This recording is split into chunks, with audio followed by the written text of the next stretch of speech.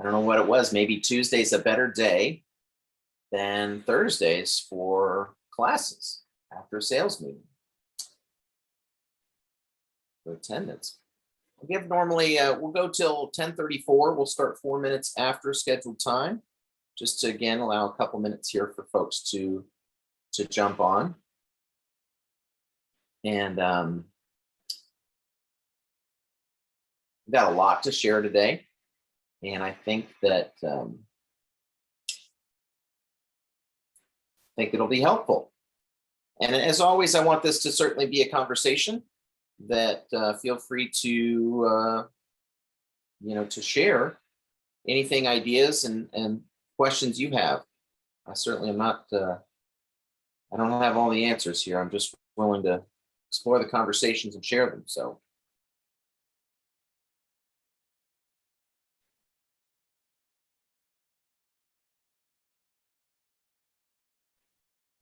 okay.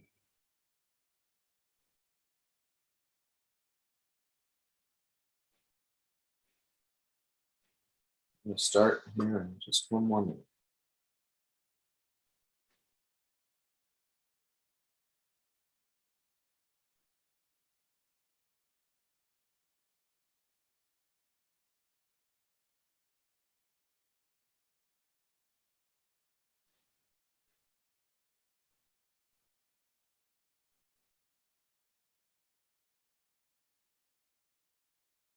I'm going to give you all of my kind of what my hacks and tips are, and if you'd be open to sharing yours, I'd love to learn something from you all about what you're doing for perfecting and improving your listing process. As I mentioned, go ahead and add questions to the chat. We'll make sure we address all those. Happy to do such. All right. Well, I'll give you the official welcome. I'm Teddy Pins. It's May 20th. And today is about killer listings. And this is not as much about how to win the listing, although that I think that, there's other classes I've taught about how to win the listing or nail the listing. But this is really about how to manage the listing or create the listing so that I think you make your life and everyone's a heck of a lot easier, and ultimately protect yourself and help serve the best interest of your client. So the way I want to approach today is in phases, and that is from the time you land the listing, what are the next steps that occur, and what processes can you manage or improve to help, like I said, the whole outcome. So the first is the pre-listing, right? So I'll give you some kind of tips of things that I do in the pre-listing.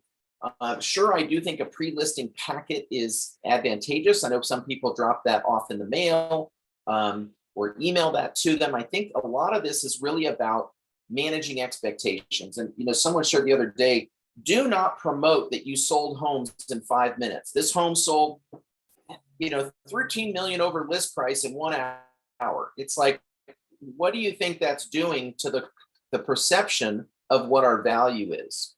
And so you need to make sure you're reiterating what is your value in this process and who do you represent and protect. And so it's really important in the pre-listing. And when I say pre-listing, I mean pre-active stage. Okay, you've been hired, and then what things do we need to make sure to protect against? And so part of that is going to be in the consultation, and then part of that's going to be in the contractual language. Okay, so all the things that I'm encouraging with these folks is I'm walking them through what the entire process is going to look like and the timeline, which all that seems rather obvious, but I assure you, don't expect that your sellers are going to remember that. Give them a roadmap of something that they take out of the listing agreement and that they put on their fridge. And this is sort of what I'm calling like their game plan, right? They want a roadmap. They want clarity. They want understanding. That's ultimately what everyone wants. I mean, these pizza places will let you track where the damn pizza is on its way to you. Sandwich shops, all these things, if they can track where they are in the process for a sandwich, they sure as hell should be able to schedule or watch where they are in this process. And I think we fall short there. And I'm telling you, the big box boys are improving this process. And you'll see that lenders are starting to do this too and showing those guideposts and timelines. So I would encourage offering something like that and putting together a plan. That's where I feel like most of us have, if we're losing opportunities or missing opportunities, somewhere in there was a gap in communication that created question or misunderstandings. So I think that's real important in that, is preparing them for the process. When I do my walkthrough on the home, I will tell you, and I'm going to share my screen and show you, I'm going to go over the game plan. So we technically haven't been hired yet at this point, but I'm going over my game plan. And in that, when I walk through the home, I have the previous MLS, and I'm making the notations on the previous MLS in addition to my game plan of what it is I'm wanting to make sure that I note for me putting it into the MLS. Make sense? And during that walkthrough is when I'm describing to them what things are potentially negotiable or need to stay or not need to stay, right? So all the inclusions on the purchase and sale, I'm revisiting with them of what is expected is going to stay, okay? Very, very, very important. So I'm gonna share a screen and show you my, let's see here. It's gonna be the easiest way to do this. Let's go right here. So in that, if you're not familiar with what that is, you would want to use this right here and point this out to them. And you'll use this language when you're communicating with them in the future as well. But the things where we see a lot of problems of window treatments and brackets for TVs, okay? So you want to make sure you're really clear about that. Make sure there's a blank here for a reason, friends. Garage door openers. Don't wait until you're trying to figure out where the keys are for closing that they don't have any garage door openers. So this is a good time to visit that with them.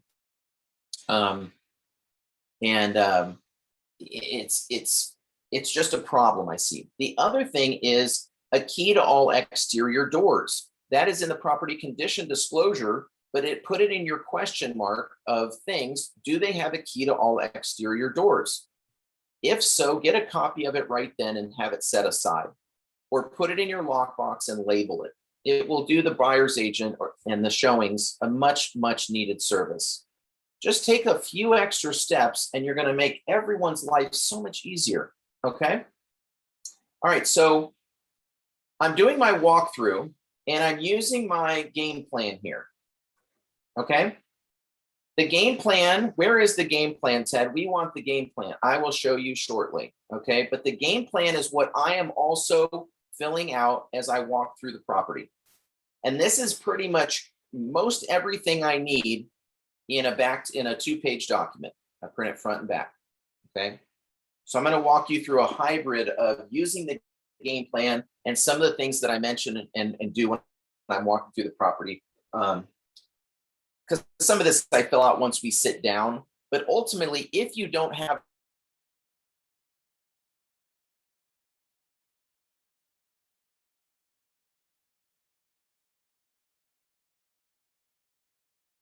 my digital tape measure me, I'm always listing the largest room dimension first. Okay. I am ensuring that I'm just making notes on here of things that I need to modify or change. Did they change anything? Did they improve anything? I'll typically flip the MLS sheet over, and this is where I'm writing that stuff. Okay. We'll come back to MLS entry here shortly, but I'm going to use a previous MLS and I'm going to use my game plan. Questions so far? Everybody's going to get the game plan today.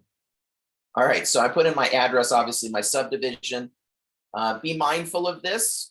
This gets a little sticky if you're in West Mead or Hillwood or 12 South or Sylvan Heights or Sylvan Park and what you're choosing on that. You'll see Wednesday live date.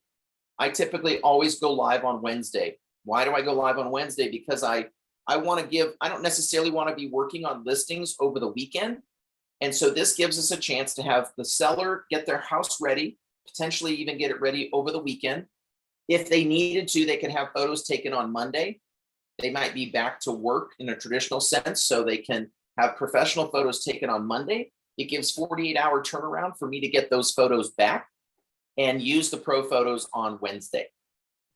Okay, I just find it works best. Also, I've been always doing Tuesday or Wednesday live dates forever, 18 plus years since I've done this. And it's worked really well. And it works well in this crazy market of listing homes on a Wednesday, first showings either Thursday or Friday, best offers by Monday, and review and response by Tuesday. Some of you that watched my last class may have said I used to have best offers by Sunday. Why is that a problem to have highest and best due by Sunday night? With a response Monday. Because then everybody has to work over the weekend. That's exactly right. That's exactly right. So I've noticed that a colleague, I just even this morning on Pricing Pros, I saw a colleague that used to work with me. She put highest and best due by Monday and response Tuesday. I'm like, well, yeah, that sounds great. Why not? Why put anybody on a Sunday night anxious about their offers that are coming in and make anyone go through that? But Also for me, when I was hosting my open house, I had people come in that wanted to put offers in, but then they were deterred because they only had like an hour to do so. That's right. No more offers by Sunday. And you may ask the seller, the listing agent, would you be willing to change your offer date to Monday so that everybody's not so frantic Sunday night? Social norms are just created by suggestion. So in a lot of ways. So I would encourage to spread the word that we should really be asking for highest and best by Monday. Let's stop this Sunday madness.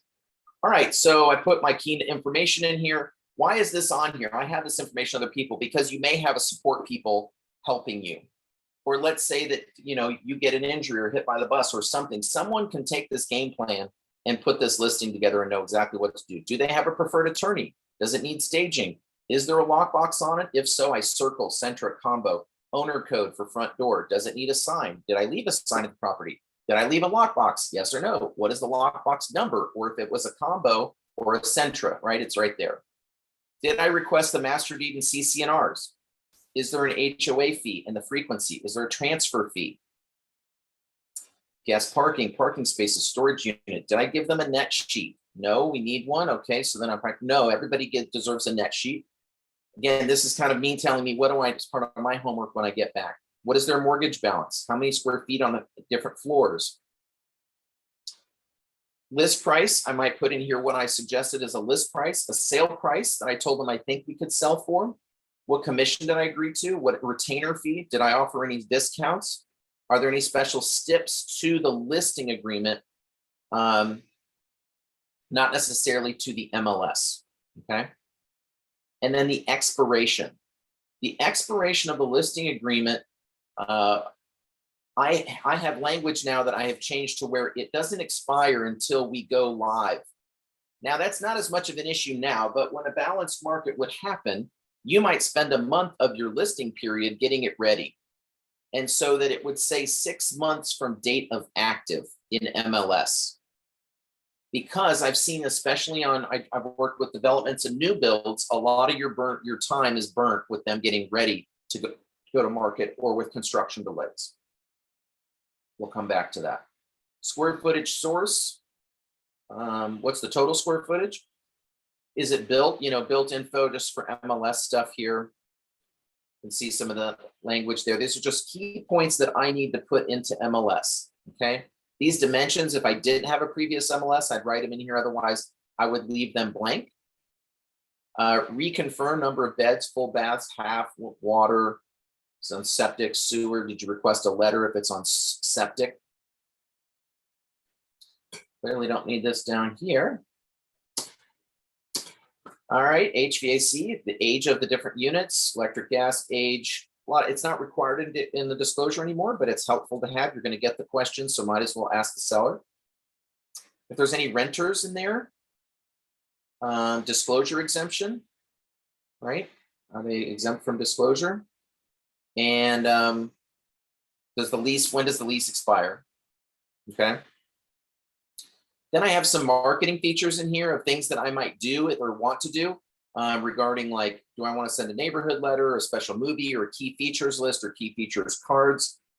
So a lot of times if the seller's made improvements, I want to get a list of that and feature that in the home. And then if I'm going to do just a simple like folded brochure, if I'm going to do something more extensive, which I use Canva for that. Pro photography and what photographer I want to use. Do I want some of these other things, drone shots, night shots? How will the photographer access the home? A pre-inspection, do we want any of that done? Has there been a pre-appraisal? Included appliances, so a reminder for me to address that. And then other things as we talked about HOA docs. Did we request them? Receive utilities, feature list, top 10. Often I will ask my sellers, I'll give them homework that says the top 10 reasons you love your house. I want the intangibles. I don't want to know about crown molding and brick. Like it's where do you have your morning coffee and why do you love the neighborhood and all the things that they won't know by doing a showing because they're likely not moving within the same neighborhood. So they don't know all these beautiful things of why they would pay a premium to live in this place. Make sense? Cool. Who's the source? You know, your initials there if you wanted to, then my showing instructions. So my listing documents, we sent them and received, disclosure sent, received, my showing instructions, any pets names or information, is there an alarm? And then my marketing game plan. Okay, what date am I gonna go coming soon? And then any certain things that I need to do, I leave some blank down here for need to add things that I might need or want to do as part of the marketing and the launch plan. Any questions on the game plan? Things that need to be added? Nothing? It has been mulled over for years, but I'd love to hear any suggestions or feedback on this.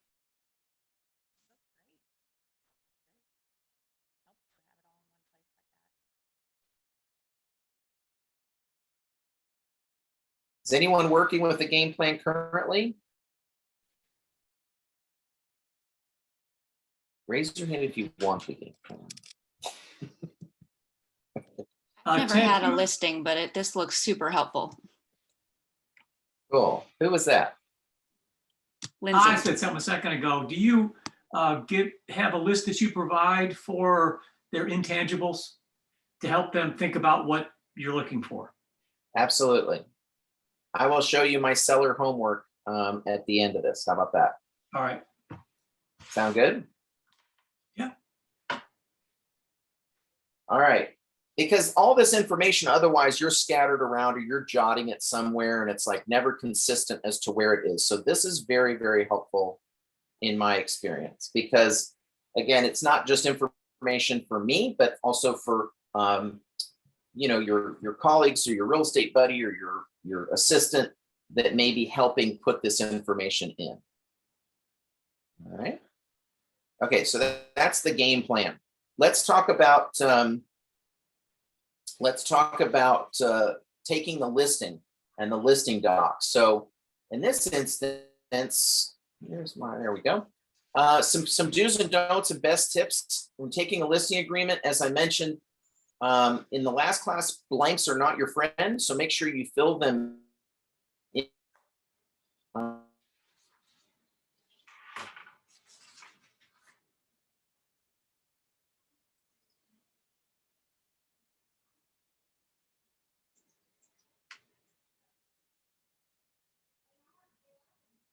Personal property doesn't work well for that. Okay, so items that will not remain at the property. This is a good time to remind the sellers to make sure that they take the trash out a week prior. Don't leave somebody with a bunch of trash on the day of closing. And what's reasonable of how the property will be left. And let them know that you'll be reminding them of how to leave the property 2 weeks before the closing of what things they need to stay. Okay, so you'll have a let's get ready to close email that reviews with them per your contract. These are the included items that are going to remain. Make sure you don't move these or have your movers move them. Put a big blue piece of tape on them like painter's tape, just to remember, do not move. Okay, it happens all the time. It's a problem. Make sure again in your turn here, you may put in here to be determined, okay, or see special steps. And we're going to come back to that. And then, of course, you have the seller directs the broker to commence marketing of the property on that date. Possession, I always typically put negotiable. Compensation, make sure, of course, you put in here your total compensation. If you were to lease the property, if somebody came by and said, hey, we want to lease it, I'll always put 100% here. I get 100% of the first month's rent if my seller decides to lease it to somebody that I was part of the procuring cause as to it being leased versus sold. Okay. How much you're going to offer it a cooperative broker? Very important, or a non-cooperating broker. And let's see, other tips that I would put on the listing agreement. You'll see here, listing price to be finalized prior to moving listing to active status in MLS. I'm never committing to a list price until 24 hours before we go live. And I'm preparing my sellers of such, because I don't want them, things change often and all the time. And it's like, oh, well, that's obvious. It is, and they need a reminder. So go ahead and make that a part of your listing condition. I recommend you do. Other things you all are adding or considering as part of your listing document here, listing agreement. You heard mine about go live, right? Like that the listing expires 6 months or 3 months or whatever it is you determine after your go active date. And make sure you give yourself plenty of cushion, especially on new construction, if for some reason the home hasn't even broke ground yet, for delays. You don't want your listing agreement to be expiring during that time. Make sense? Cool. The other thing is, if you are, well, I'm going to come back. I'll come back to new construction. All right. What else here? Let's see here. Okay. Other things, of course, being responsible for your listing agreement is make sure you get all your disclosures and things signed. And I went over some of this last week, but I'm going to show you. I'm going to show you again kind of how we've done that. Is once you have your game plan and your listing, you want to make sure you have all your disclosures signed, and you're going to include those in the MLS. Be one of the agents that puts them all in one document. I do not need 16 attachments with the confirmation of agency, with the seller disclosure, with the this, with the that. Put it all in one package so that they can click on it. And when they see it, they're given very detailed instructions of how you want offers, okay? And the disclosures right below it.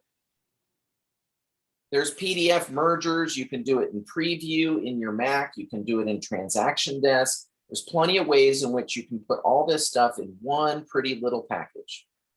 I include a compensation agreement. Already done. Why? It's one less thing that I or the listing side has to sign as part of the transaction. You know you're going to have to do it, so do it on the front end. Okay. You'll also notice here that I'm including an escalation clause in an instance where we might allow them. Okay, so in this instance, I would not include this escalation clause exhibit because I have told them in the listing, no escalation clauses. However, if you don't stipulate or limit, if your seller doesn't agree after your discussion about it, about escalation clauses, then I would include the village escalation clause in your offer instructions so that they use that. And let's walk through the offer instructions real quick. And I have, let's see here. Let's load. What I'm looking for? I think so. Hold on. There we go. I've made a couple of tweaks to the offer instructions. These live in the killer listings class in the agent toolkit. I'll show you more where those are at the end, but This is a sample in here for you to use. What have I just added? Well, I ripped something off from someone just in the last 24 hours, and I've added it to your template. It's please email your offer to, and tells them where, and then it says where to, and to text us to confirm receipt. Okay, because I'm really tired of agents emailing offers and not telling anybody they sent them. Seems obvious, but it happens. Here's another favorite. Please include in special steps on page 9, all parties agree to close by noon on the day of closing.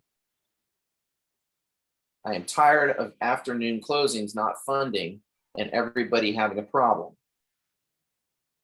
Right? And so this is like really important. You'll also see in here, I'm really picky about not closing on a Friday. Do not choose Friday, the last day of the month, or the first weekday after a holiday for closing. Right? It's just simple stuff that we may not think to be proactive with, that saves a lot of issues. Other things, in case you weren't a part of the class last week, that we're dictating in our instructions, and you have these, again, you can customize these instructions. What it's really offering them is make sure to include the seller name is written on the tax record. Who do we close with? If you close with someone different, specify that. What documents you expect, it says must, it's not a suggestion. These must be signed and submitted with the offer, along with the lender's pre-approval, purchase and sale agreement, confirmation of agency, it's in the media, property disclosure in the media, compensation agreement, it's in the media, and if applicable, these things. I've added these notes to offer because I'm really becoming much more picky with trying to raise the bar of how we are using language and what forms and such. And so because we've had a lot of work done by Loy and other people, I'm sharing this with prospective buyers. It says escalation. If it's stipulated MLS as no escalation clause, ignore this stipulation. Otherwise, if using an escalation clause, seller stipulates must use village escalation exhibit included in MLS documents. Right? It's not in the offer instructions. It is in the document you can see that we did in MLS, right? Like, so we put that, we put that as part of the instructions and disclosures, but you could have it just as another item in here. This may seem like more work, but it's really saving you a lot of problems down the road, okay? It is really, really important. You'll see as it comes down as to these people write these stipulations and you're not clear, and we've been doing some highlights of these in our sales meetings, and you're able to see why that language is so important. Pass-fail inspection, I'm going to suggest we start calling it an as-is inspection. An as-is inspection, not a pass-fail inspection. This language really implies somebody is passing or failing this. Okay, it's not the case. It's an as-is inspection. And so this tells them the language for them to include. So I want to see this language exactly used in the special steps when they write their offer. Wow, this seems pretty demanding. Well, it does, but it'll become second nature, and we've shown you how to pull this language into your offer. And I'll highlight that again real quick, right after I finish these here. Appraisal shortage, same thing. Okay.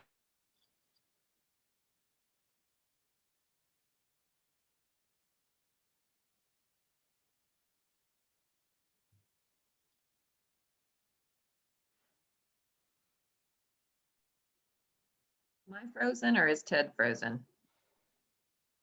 Otherwise, left to their own devices, some agents are having problems articulating, I think, what their buyer's intent. And again, this is part of the instructions, so they can read this. I mean, they should read this when making an offer so they can see, and then hopefully they're saving this language, as I encourage you to do, so you can use it in future agreements. And the best way to do that is going to be in making it part of your clauses. We'll cover that too. Post-close occupancy. So this benefits the buyer's interest most, so I would include in an offer if you're making it. If you represent a seller, you don't necessarily have to suggest to the buyer's agent, if you're doing post-close, to get a security deposit.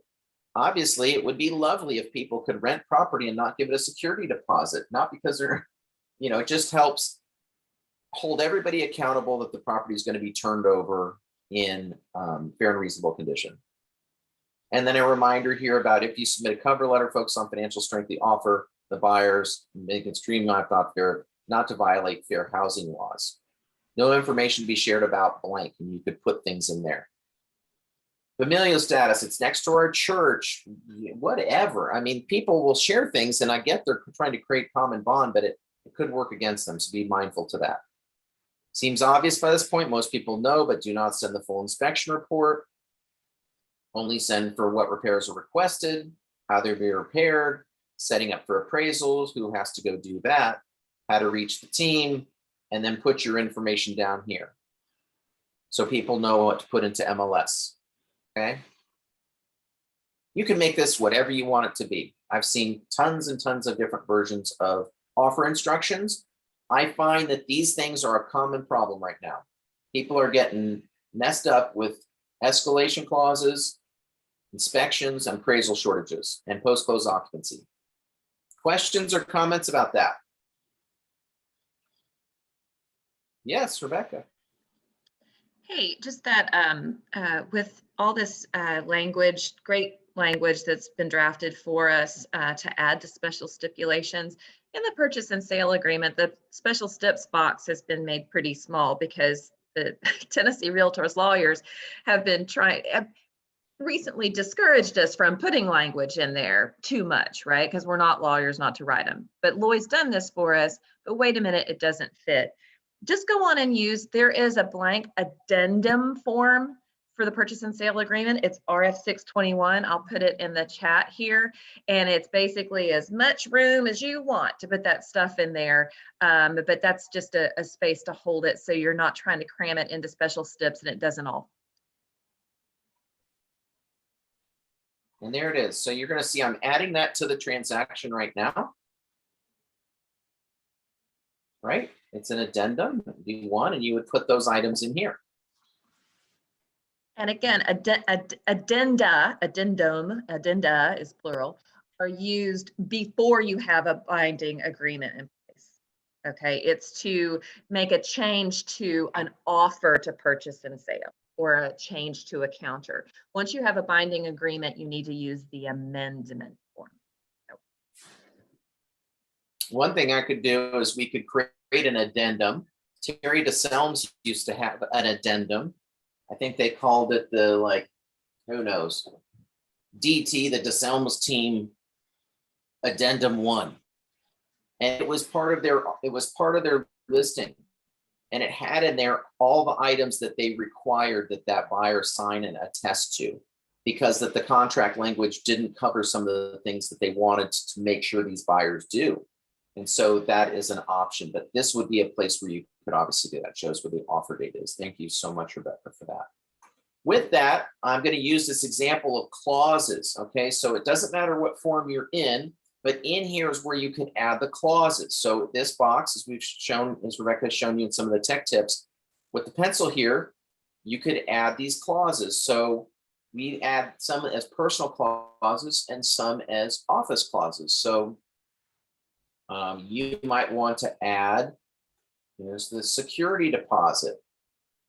Okay, notice it's in there, and the way you can personalize or modify these are in all Village agents because they're under office clauses. So these are ones that Village adds. Systems would be at Trek. Office would be Village. Personal would be ones that you add. You might add the appraisal shortfall. Boom.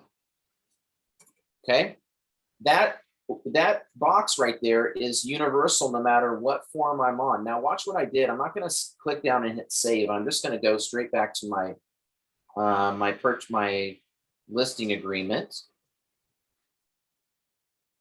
and I'm going to add in the stip at the bottom here.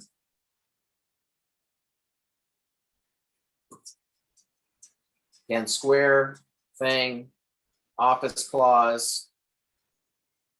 If I wanted to add something in there, could go with a list personal clause and add that in, something that we had in there. Okay. And you'll see here, SS, what's that stand for? Special steps. Special steps. So listing price TBD at go live. So that's already in there, right? How about a loyalty discount? Yep. Let's talk about loyalty discounts. So this would be a great one. We have this in personal clauses. And this is the standard language, and then we would just modify it based on if a client, if you wanted to offer a loyalty discount, this is how I offer my loyalty discount versus a 0.5% commission or something of that nature. Okay, so I would simply receive seller to receive blank to be deducted for compensation due to the brokerage. And I would just nix all that. This is just in here as a reminder for us when we're doing it of which tier it could be at. Make sense? Cool. Questions about loyalty discount, clauses, adding clauses, or anything we've covered thus far? All right. Okay. Let's see here. Putting it into MLS. So let's go back to MLS. When drafting a new MLS, a couple things to be really mindful of is, we've talked about this before, but I just want to reiterate, when you're putting a new listing in, be mindful when you auto import that the subdivision is going to come from something that was pulled from tax record. Okay, so it's not always going to say Westmead. In this case, let's look at this listing of what it said. I probably renamed it. It said Westmead Hills. I changed it to Westmead. Okay, so a lot of times, and you'll see in the nations, it's going to pull with whatever subdivision is in here, and this is often wrong. And if people or appraisers or buyers are searching by subdivision, you're not going to be found. So be very mindful to modify or customize the subdivision when you auto import into MLS. Okay. When you're putting in MLS, obviously, I was sharing some of the tips I have in this. Fill out as much as you possibly can. So that's where the game plan comes in handy of remembering, oh my God, I don't know what.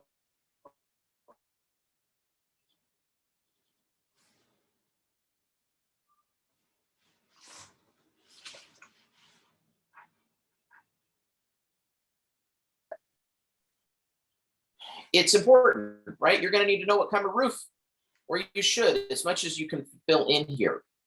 All right. I also would make sure you're pointing out of whether you're selling the home as is. And then here in the private remarks, this is where I'm getting a lot more nuclear with people. And that is like, if you represent a seller, in my experience, it's going to benefit them to not accept escalation clauses.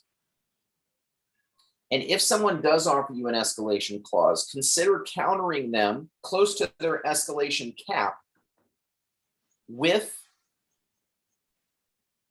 the preference or that they're being offered to.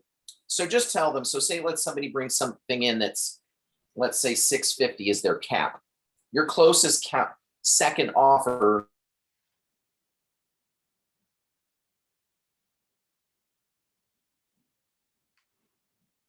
that escalation offer at 645 and say, we're not going to do escalation clauses, but you're being given first preference. The seller is countering you prior to engaging other offers. In my experience, most of the time, the buyers will take it. Make sense? Questions about that? Getting a bizarre echo. Yes, Rebecca, go ahead. So it just occurred to me,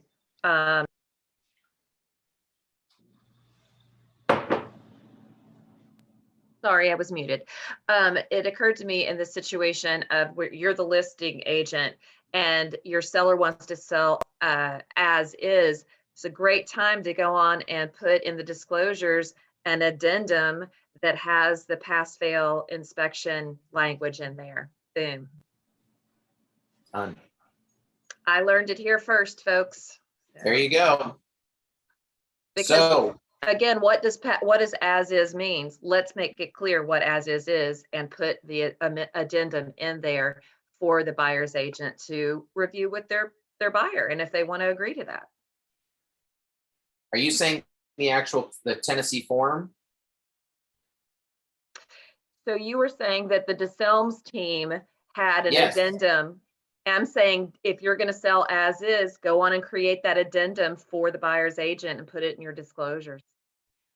Right. You're saying create this addendum and go ahead and add in the as is term right here. That's right. Mhm. And then it's the buyer's decision as to whether or not they want to agree to that. But if you receive an offer that doesn't have that, that offer is not going to be as strong as an offer that comes in that has included that. Yep. I think right now it says pass fail. As far as our language here. Yeah. Wish it would show the date of when these were imported, but they are the same. But you'll see it's right there. So there you go. You can have that addendum be part of it. Addendum 1 must be included as part of your purchase and sale agreement. And this is where you could put that. Okay.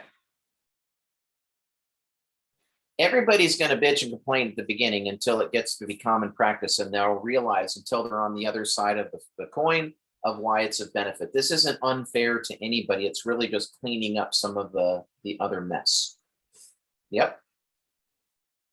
So of course, reiterating sold as is. When are the offers due? Again, I would not make Sunday anymore. I would make that Monday, and then seller respond by noon on the following day or whatever time, and they reserve the right to accept prior to.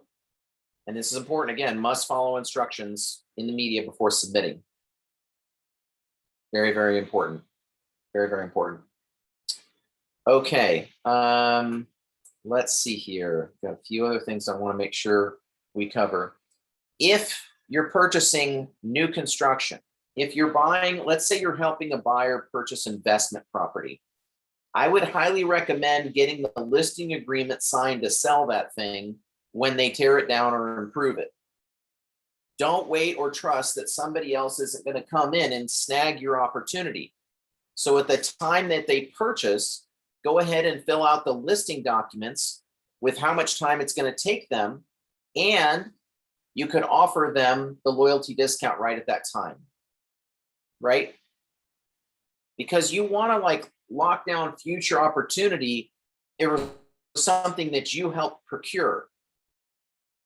Make sense? Okay, so I would consider that.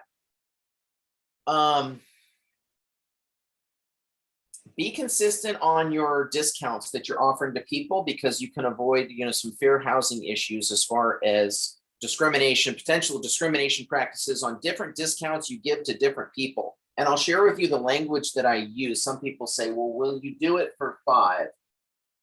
And I'll say, I won't. And let me explain to you why. One is because the level of service that I offer, I find is very, very competitive. And most people will often agree or that they received more value than they had with other agents that they paid full price.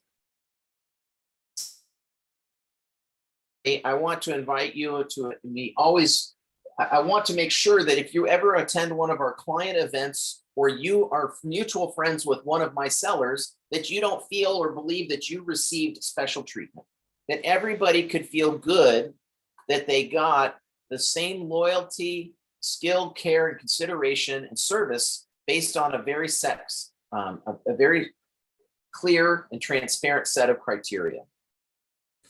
Loyalty discounts, retainer fees, there's nothing to be afraid or ashamed or scared about. You just have to know why and what they are for yourself and feel comfortable about what you're offering. Okay, so sometimes people would ask, like, well, a retainer fee, why am I being charged a retainer fee? Well, there's a couple of reasons. There is this, there's a couple of reasons you're being charged, or that I charge a retainer fee. And one is it's to help cover some of the small ancillary costs in managing your transaction to give you the best results. And so, you know, commissions are kind of pretty relatively stabilized in a marketplace. However, there's extra things that I am doing that and offering and delivering that incur some small costs in there, and that's a way in which we help cover those things. And they say, well, isn't that just included in the commission? Well, for some people it might, but my experience is most that you get what you pay for. And my job and hope is to help give you the best experience possible, and it's worth a little bit more. You know, so my retainer fees are $388 and $488. And I don't get many complaints or questions about it, but if I do, I'm very comfortable to answer that. And, you know, one way is it's like, look, I've been doing this for 18 years. Do you think my fee is worth more than the person that's doing it for 18 days? And there is that, right? I mean, we don't get paid differently based on our experience or expertise. If anything, we're being more commoditized every day. And so know what you're offering. You know, I mean, I pay for an outside transaction manager. Are you hiring me to be your transaction manager? Are you hiring me to be your real estate professional and consultant, right? Like, I don't want my attorney managing the paperwork.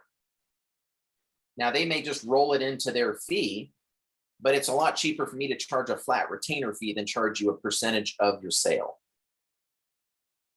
So that's kind of how that has worked. Let's see here. Okay. Any other questions about or things that I might be missing here on the listing side as far as the MLS? Something I'm working with and trying to get to the bottom of is this listing agreement sign date. I'm noticing that HomeSnap is using this as your go live date. It starts counting days on market based on this listing agreement sign date, not the active date. I'm working on resolving this problem with them, but be mindful that the date that it's in real tracks, they're asking you to put in the listing agreement sign date. HomeSnap is aggregating that date as the first date on market. Your clients may ask you the whys and whats of that.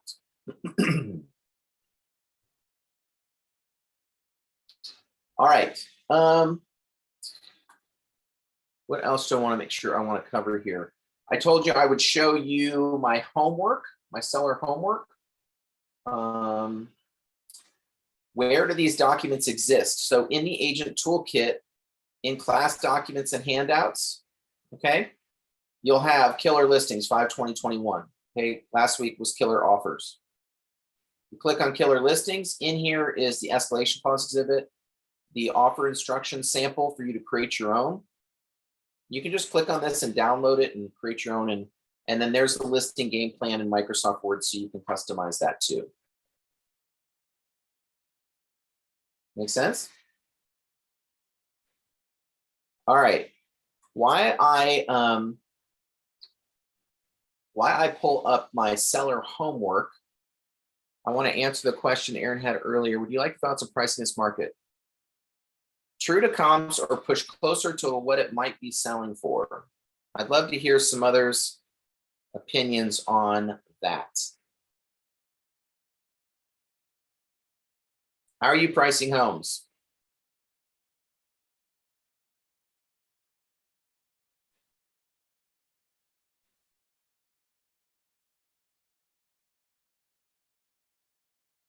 Is everybody sleeping on Thursday? What's happening here? Unmute yourselves, friends. Take your video on. Come on. Where are we? What are we doing?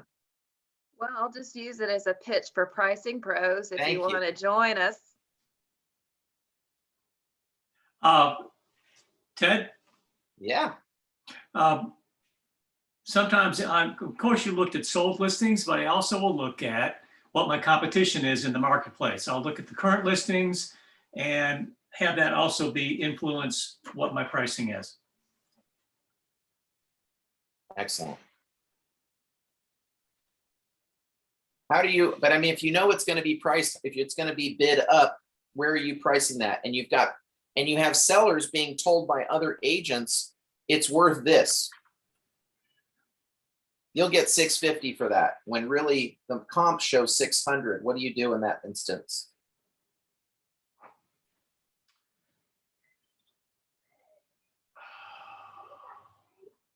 And that's not just for you, Fred. Anybody else on this call? I mean, we've got some folks on here for sure.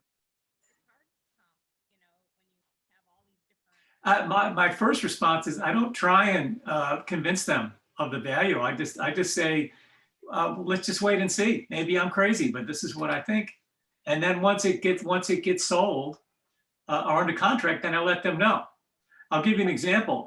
There was a house on Batavia I listed, and the agent down the street listed one for $500,000, $500,000 on Batavia, which is North Nashville, not an established market yet. It's in town from the Nations.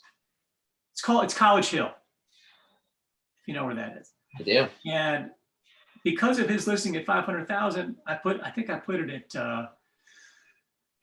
I've got to remember now, 350 or something, and the comps did not support that. And the agent that had listed that house for 500,000 was experienced, and he said, "You're going to get 280. That's all you're going to get." Well, we got it. We closed it at the price at the 350, and I let him know when we were done. And he said, "Killer, great job." So you can't always you can't always justify your answer. Right. Anyone else? I think this market is making it crazy, to price things out, and it changes so rapidly. You're really just throwing a dart. I don't know that you can go by what's on the MLS if they're not updated really frequently in that particular pocket that you're trying to look at listings and, trying to look at comps for a area that might not have sold anything in 6 months. It's just, you kind of are just using your gut to try to get the best and closest what you think is, and we had that, I think a little bit about it yesterday is, we came in low compared to other people that were, shooting them the sky's the limit, and I know it probably will go for a lot more than what it shows, what you realistically should be listing it as. And knowing that 10% rule is kind of rule of thumb now, that they're going 10% over asking. But where do you start your asking? It's definitely getting harder and harder to have a formula. It is, right? I would add to that, Maria jogged something in my mind, and that is that sometimes you have to think about where a neighborhood is going, and then you look for another neighborhood where things have transitioned some more, and you use that to find your comparables. I had to do that when I was in Germantown trying to price stuff in a brand new market in 2000. I would look at some of the surrounding neighborhoods that I felt would be that would be comparable to Germantown as it grew, and I priced accordingly. Right. Anyone else on pricing?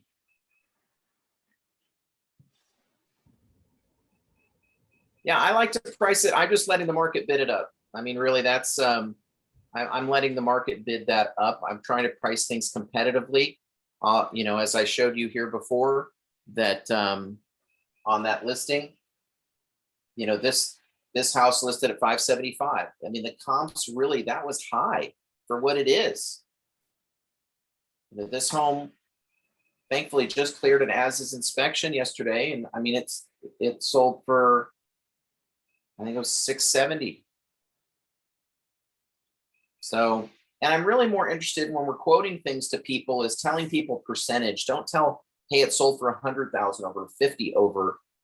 That's not relative to much of anything. Percentages is what shows you relativity of what's happening in marketplace.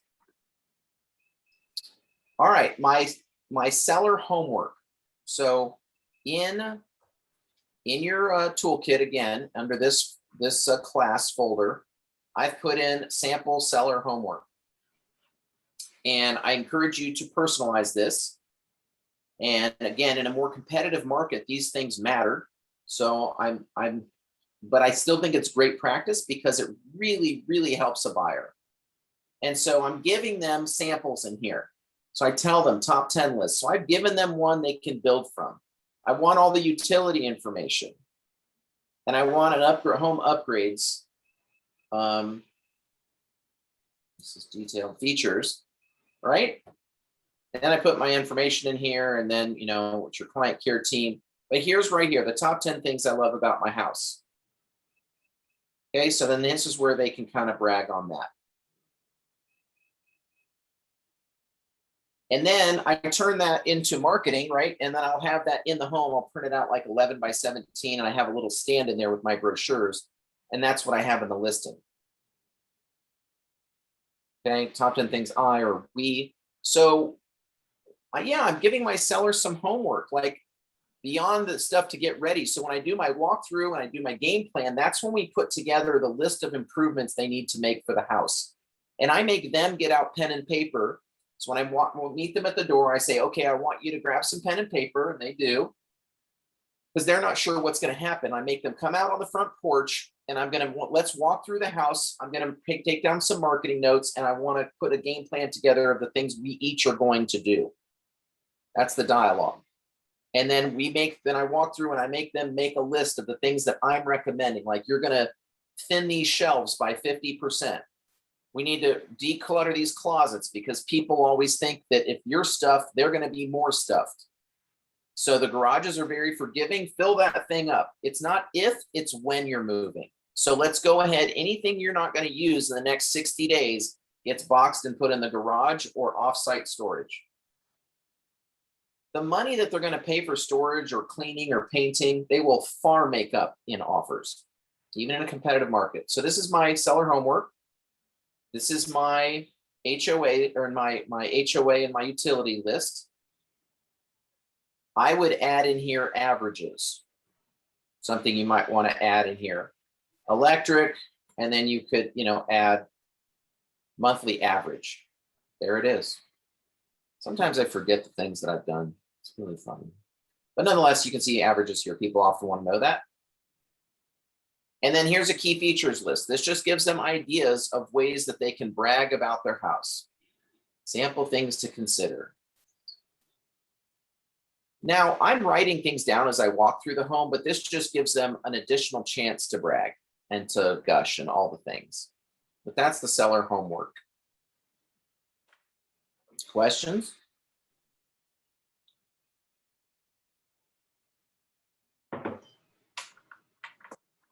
Thoughts, questions, concerns, considerations, hopeful? Yeah, Teddy, Helpful, very helpful. Cool. are you giving this to the agent? This is a situation where I'm taking a listing, and after, I don't even bring this up much at the listing appointment. At the end of the listing appointment, I will say, okay, let's talk about next steps. I'm going to send you all the paperwork to sign electronically. I'm going to send you the seller homework that gives you a chance to write your top 10 and give me your utility list. I'm going to go ahead and draft the MLS, and I'm going to schedule photography. Let's do that now. Let's go ahead and pick your go live date, and let's work backwards from there. And in my listing presentation, I have the last page has our game plan, not the game plan that I'm using, right? It just has a page that says like, what's next? And it literally is like, what's happening and who's doing it? Because I want them to see like landscaping, and I'll put, Dave and by date and those kind of things. So like, ultimately they're overwhelmed. Like, they're going to leave your meeting and they're freaked and stressed out about what the hell is going to happen next. So if you write it right then I don't have to leave there and get bombarded with 7 phone calls, voicemails in my car and forget anything. We leave there with their written game plan of what is happening. And I take a photo of it for myself. That's the goal, at least. Does it always happen? No, it doesn't. But I've just tried to make little tweaks and improvements to the process to help the madness. And it becomes a lot of madness. And so like the more that you can kind of control on the front end in a less stressful environment, the better. Mhm. Yeah, you bet. Thanks, Lindsay, for sure. Let me see if I have anything else in my notes that I want to make sure I relay to you. Coming soon, take a few photos when you're at the listing of things that will at least you could use for coming soon promotion, right? So you don't have a professional photo, just take a couple of pictures of things, and you can make a note when you put it in MLS is coming soon that, these are just placeholders, if you will. Mentioned if you're representing new construction, consider then using a builder contract. And Loy has shared that he will, for $1,000, they'll help create a builder contract. Because if somebody's doing a pre-completion contract, there's a lot of things to be mindful of with that. Don't necessarily trust that the Tennessee, the TAR contract is going to be the best tool to protect all parties, especially when you have investors that are hiring builders and selling product. Like I have a banker and he hires a builder, and then the builder doesn't do something right, and a year is up. Who are they suing? They're suing the seller. They're not suing, they're going after Ford Motor Company. They're not going after who made the engine for Ford. So recognize that it's not about your job to protect them. It's your job to prepare them for the possible pitfalls. And that would be in using a builder contract. I would encourage that.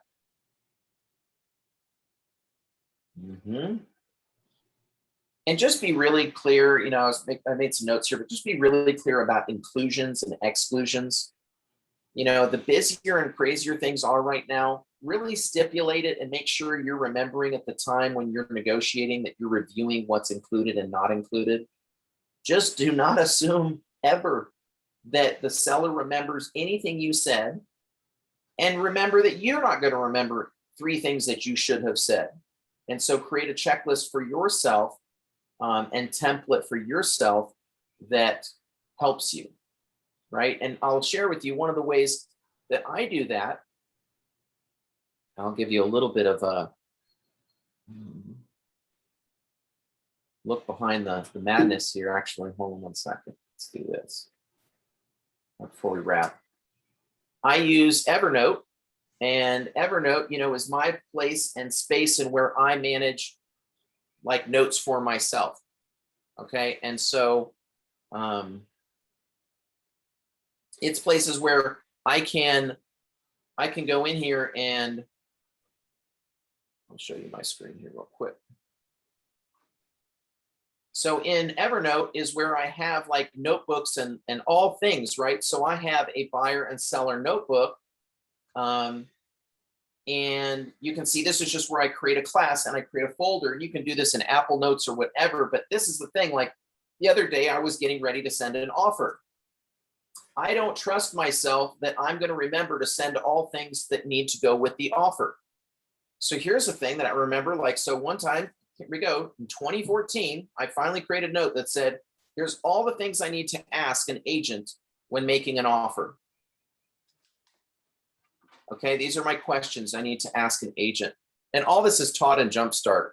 I've shared all this in my Jumpstart videos, and all the documents are in the Jumpstart folder if you wanted any of this. Okay, when you receive an offer, here's the email that you can send to respond to them. Anything, this is the template that I send to the seller when I get an offer.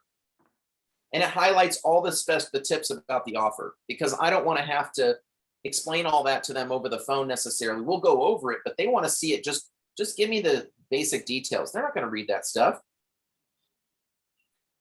But I had a note to myself of, okay, don't forget, Ted, when you send an offer, these are all the things that go to the seller as needed, optional.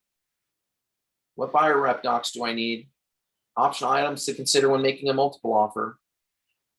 So I just don't trust myself that I'm going to remember what to do. I mean, you'll see I even have offer questions. Here's all the blanks that need to be filled out in a purchase and sale agreement, so I make sure I don't forget anything.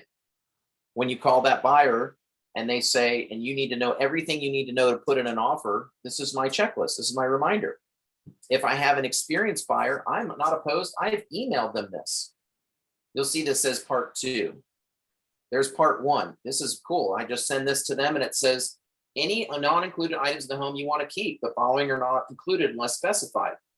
How are you going to pay for a loan? It explains what that means. What title company I use.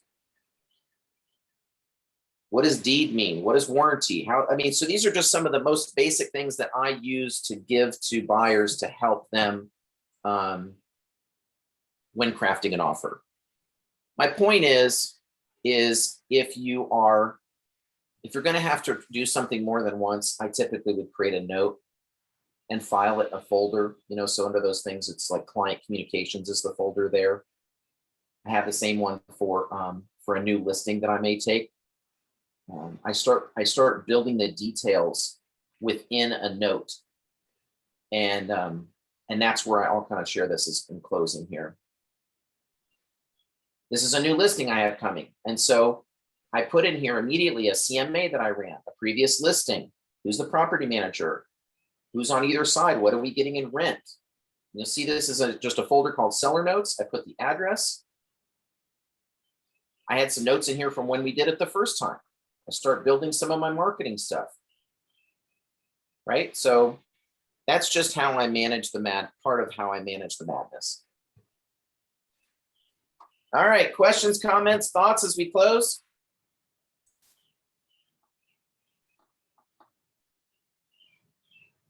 Thank take- you. Yeah, Everything was really I just- helpful. Thank you. I, Appreciate it. you're welcome. Corin, what did you share? I'm sorry. No, I just said thanks. You're welcome. I just have to say, it's an amazing what you've assembled. That shows great professionalism and work on your part. Absolutely. Congratulations. Well, thank you. I feel like a mad scientist most of the time. And the truth is none of this gets you business per se.